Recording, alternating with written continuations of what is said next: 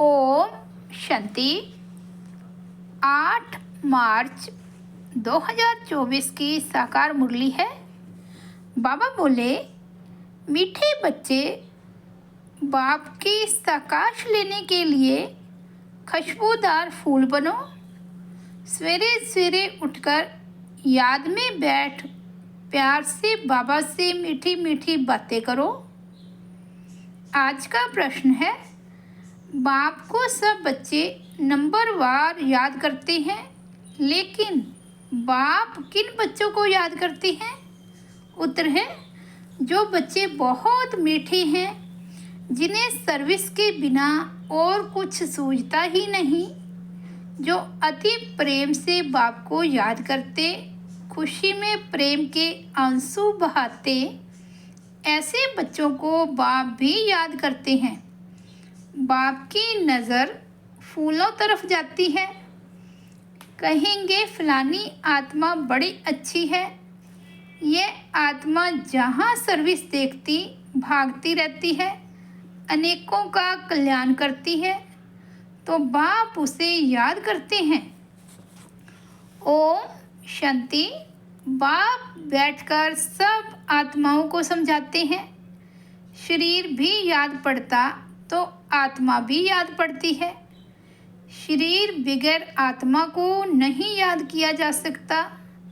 समझा जाता है यह आत्मा अच्छी है, यह बारहमुखी है, यह इस दुनिया का सैर आदि करना चाहती है, यह उस दुनिया को भूली हुई है। पहले उनका नाम रूप सामने आता है, फलाने की आत्मा को याद किया जाता है। फलाने की आत्मा अच्छी सर्विस करती है, इनका बुद्धि योग बाबा के साथ है, इनमें यह गुण है। पहले शरीर को याद करने से फिर आत्मा याद आ सकती है। पहले शरीर याद आएगा, क्योंकि शरीर बड़ी चीज़ है ना। फिर आत्मा जो सूक्ष्म बहुत छोटी है वह याद आएगी। इन बड़े शरीर की कोई महिमा नहीं की जा सकती, महिमा आत्मा की ही की जाती है। इनकी आत्मा अच्छी सर्विस करती है, फलाने की आत्मा इनमें अच्छी है। पहले तो शरीर याद आता है। बाप को तो अनेक आत्माओं को याद करना पड़ता है। शरीर का नाम याद नहीं आता, सिर्फ रूप सामने आता है। फलाने की आत्मा कहने से शरीर जरूर याद पड़ता है। जैसे समझते हो इस दादा के शरीर में शिव बाबा आते हैं, जानते हैं इनके तन में बाबा है, शरीर जरूर याद पड़ेगा। पूछते हैं हम कैसे याद करें? शिव बाबा को ब्रह्मा तन में याद करें या परम धाम में याद करें? बहुतों का प्रश्न उठता है। बाबा कहते हैं याद तो आत्मा को ही करना है, परंतु शरीर भी जरूर याद आता है। पहले शरीर फिर आत्मा। बाबा इनके शरीर में बैठा है तो जरूर शरीर याद आएगा। फलाने शरीर वाली आत्मा में यह गुण है। बाबा भी देखते रहते हैं, कौन मुझे याद करते हैं, किस में बहुत गुण है, किस किस फूल में खुशबू है।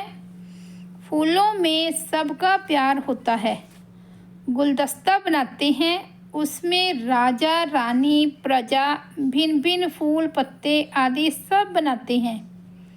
बाप की नज़र फूलों की तरफ जाएगी, कहेंगे फलाने की आत्मा बड़ी अच्छी है, बड़ी अच्छी सर्विस करती है। आत्म अभिमान में रहकर बाप को याद करते रहते हैं। जहाँ सर्विस देखते हैं वहाँ भागते हैं। फिर भी सवेरे उठकर याद में बैठते होंगे तो किसको याद करते होंगे? शिव बाबा परम धाम में याद आता होगा या मधुबन में याद आता होगा? बाबा याद आता होगा ना। इसमें शिव बाबा है, क्योंकि बाप तो अभी नीचे आ गया, मुरली चलाने नीचे आए हैं। इनका अपने घर में तो कोई काम नहीं होगा, वहाँ जाकर क्या करेंगे? इस तन में ही प्रवेश करते हैं तो पहले जरूर शरीर याद आएगा, फिर आत्मा। फलाने शरीर में तो आत्मा है, ये अनन्य अच्छी है, इनको सर्विस बगैर कुछ सूझता नहीं है, बहुत मीठी है। बाबा बैठे रहते हैं, सबको देखते रहती हैं, फलानी बच्ची बहुत अच्छी है, बहुत याद करती है। बंधेली बच्चियों को विकार के लिए कितनी मार मिलती है, कितना प्रेम से याद करती होंगी। जब बहुत याद करती है तो खुशी के मारे प्रेम के आंसू भी आ जाते हैं। कभी कभी वह आंसू गिर भी पड़ते हैं। बाबा को और धंधा क्या है, सबको याद करते हैं। बहुत बच्चियां याद आती हैं, फलाने की आत्मा में दम नहीं है, बाप को याद नहीं करती, किसको सुख नहीं देती, यह अपना ही कल्याण नहीं करती। बाप तो यही जांच करते रहेंगे। याद करना माना साकाश देना। आत्मा का कनेक्शन परमात्मा के साथ रहता है ना। एक दिन आएगा जबकि बच्चे योग में बहुत रहेंगे, यह भी किसको याद करेंगे तो झट साक्षात्कार होगा। आत्मा तो है छोटी बिंदी, साक्षात्कार करें तो भी कोई समझ ना सके, फिर भी शरीर ही याद आता है। आत्मा है छोटी परंतु याद करती है तो उनकी आत्मा पावन बनती जाती है। बगीचे में वैरायटी फूल होते हैं, बाबा भी देखते हैं ये बहुत अच्छा खुशबूदार फूल है, ये इतना नहीं तो पद भी कम होगा। बाबा के जो मददगार बनते हैं वही ऊंच पद पाते हैं। वह भी जो बाप को याद करते रहते हैं, ब्राह्मण से ट्रांसफ़र हो देवता बनते हैं। यह वर्णन भी संगम पर ही कर सकते हैं कि यह दैवी फूल है या आसरी फूल है। फूल तो सब हैं परंतु वैरायटी बहुत है। बाबा भी याद करते रहते हैं। टीचर अपने स्टूडेंट को याद करेंगे ना। ये कम पढ़ते हैं, दिल में तो समझते ना, दिल में तो समझेंगे ना कि ये बच्चे कम पढ़ते हैं। ये बाप भी है, टीचर भी है, बाप तो है ही। टीचर पने का जास्ती चलता है। टीचर को तो रोज पढ़ाना है, इस पढ़ाई की ताकत से वह पद पाते हैं। सुबह को तुम सब भाई बहन बाप की याद में बैठते हो, वह सब्जेक्ट है याद की। फिर मुरली चलती है, वह है पढ़ाई की सब्जेक्ट। मुख्य है ही योग और पढ़ाई। उनको ज्ञान और विज्ञान भी कहा जाता है। ये ज्ञान विज्ञान भवन है जहाँ बाप आकर सिखलाते हैं। ज्ञान से सारे सृष्टि की नॉलेज मिल जाती है। विज्ञान माना तुम योग में रहते हो, जिससे तुम पावन बन जाते हो। तुमको अर्थ का पता है। बाप बच्चों को देखते रहते हैं। देही अभिमानी बनने से ही भूत निकलेंगे, ऐसे नहीं सबके भूत फट से निकल जाएंगे। हिसाब किताब जब चुकता हो फिर चलन अनुसार ही पद पाएंगे। क्लास ट्रांसफ़र होते हैं। इस दुनिया का ट्रांसफ़र नीचे हो रहा है और तुम्हारा ऊपर हो रहा है। कितना फ़र्क है। वह कलयुगी सीढ़ी नीचे उतरते जाते हैं और तुम पुरुषोत्तम संगम युगी सीढ़ी ऊपर चढ़ते जाते हो। दुनिया तो यही है, सिर्फ बुद्धि का काम है। तुम कहते हो हम संगम युगी हैं, पुरुषोत्तम बनाने के लिए बाप को आना पड़ता है। तुम्हारे लिए अब पुरुषोत्तम संगम युग है, बाकी सब घोर अंधेरे में है। भक्ति को वे बहुत अच्छा समझते हैं क्योंकि ज्ञान का उन्हों को मालूम ही नहीं है। तुमको अभी ज्ञान मिला है तब तुम समझते हो। ज्ञान की एक चुटकी से आधा कल्प के लिए हम चढ़ जाते हैं, फिर वहाँ ज्ञान की बात ही नहीं होगी। ये सब बातें महारथी बच्चे ही सुनकर धारण कर औरों को सुनाते रहेंगे। बाकी तो यहाँ से निकले और खलास। कर्म अकर्म विकर्म का राज भी भगवान ही समझाते हैं। यह है कल्प का संगम युग, जबकि पुरानी दुनिया खत्म हो नई दुनिया स्थापन होनी है। विनाश सामने खड़ा है। तुम संगम युग पर खड़े हो और मनुष्यों के लिए कलयुग चल रहा है। कितना घोर अंधियारा है, गिरते ही रहते हैं। कोई तो गिराने के निमित्त भी होगा, वह है रावण। इस सभा में वास्तव में कोई पतित बैठ नहीं सकता। पतित वायुमंडल को खराब करेंगे। अगर कोई छिपकर आकर बैठते हैं तो उनको चोट भी लगती है, एकदम गिर पड़ेंगे। ईश्वरीय सभा में कोई दैत्य आकर बैठते हैं तो झट पता पड़ेगा। पत्थर बुद्धि तो है ही, बाकी भी पत्थर बुद्धि हो जाएगा। 100 गुना दंड पड़ जाएगा। अपने को नुकसान पहुंचाएंगे। कहते हैं हम देखेंगे, इनको पता पड़ता है। हमको क्या पड़ी, जो करेगा सो पाएगा। हमको जानने की ज़रूरत नहीं। बाप से सदैव सच्चा रहना है। कहते हैं सच तो बिठो नच। सच्चे रहेंगे तो अपनी राजधानी में भी डांस करेंगे। बाप है ही ट्रुथ, तो बच्चों को भी ट्रुथ बनना चाहिए। बाबा पूछते हैं शिव बाबा कहाँ है? कहते हैं इसमें है। परम धाम छोड़कर दूर देश के रहने वाले आए देश पर आए। उनको तो अब बहुत सर्विस करनी है। बाप कहते हैं मुझे रात दिन यहाँ सर्विस करनी पड़ती है। संदेशियों को, भक्तों को साक्षात्कार कराना पड़ता है तो यहाँ ही, वहाँ तो कोई सर्विस नहीं। सर्विस बगैर बाबा को सुख ना आए। सारी दुनिया की सर्विस करनी है। सब पुकारते हैं बाबा आओ। कहते हैं मैं इस रथ में आता हूँ। उन्होंने फिर घोड़े गाड़ी बना दी है। अब घोड़े गाड़ी में श्री कृष्ण कैसे बैठेगा? ऐसे भी नहीं है।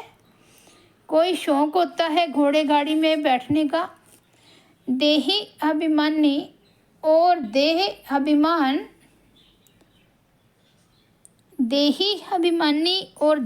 अभिमानी बनने की बातें संगम युग पर ही होती है, और सिवाय बाप के यह बातें और कोई समझा भी नहीं सकते।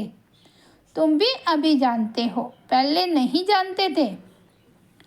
क्या कोई गुरु ने सिखलाया?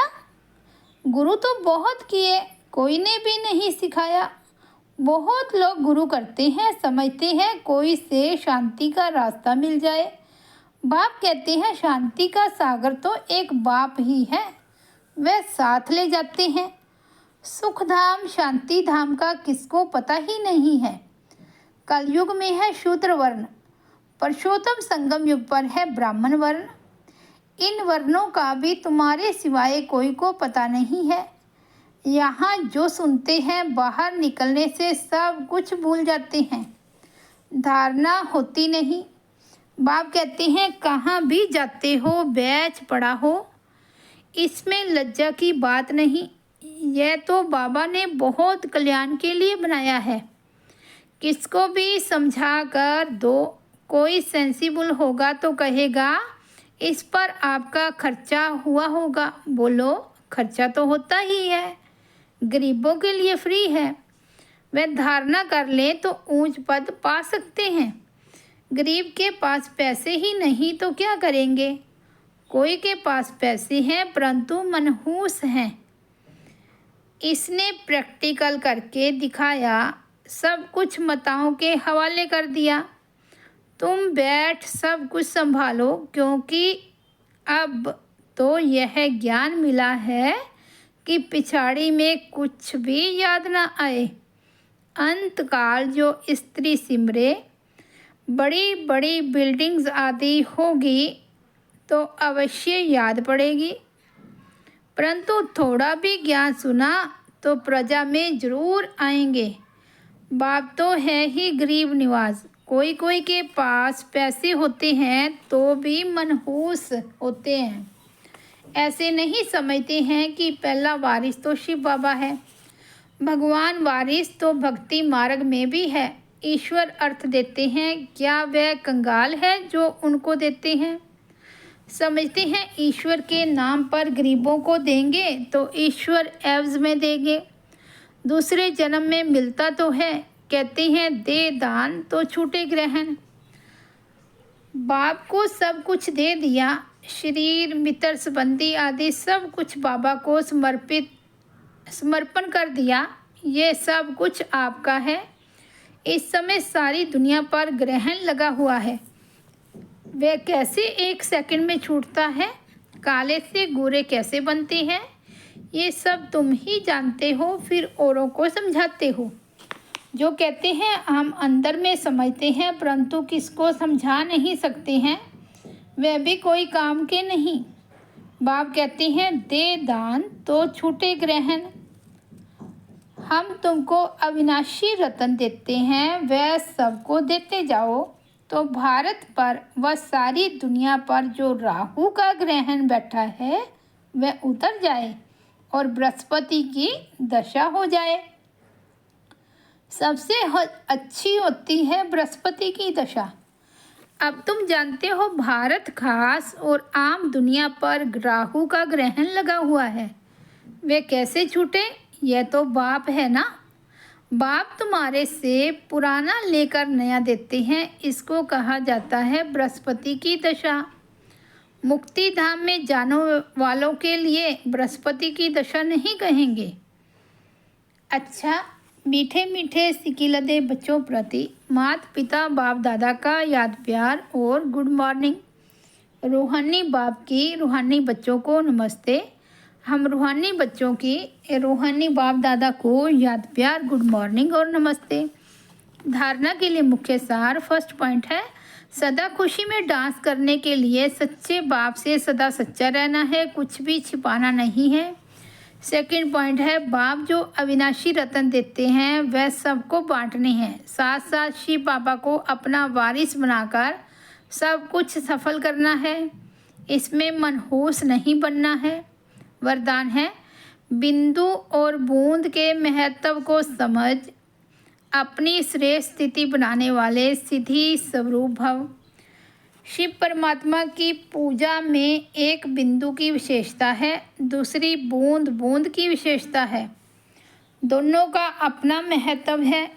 आत्मा परमात्मा और प्रकृति का ये खेल अर्थात ड्रामा, तीनों का ज्ञान प्रैक्टिकल लाइफ में बिंदु ही अनुभव होता है और बूंद है शुद्ध संकल्पों की स्मृति,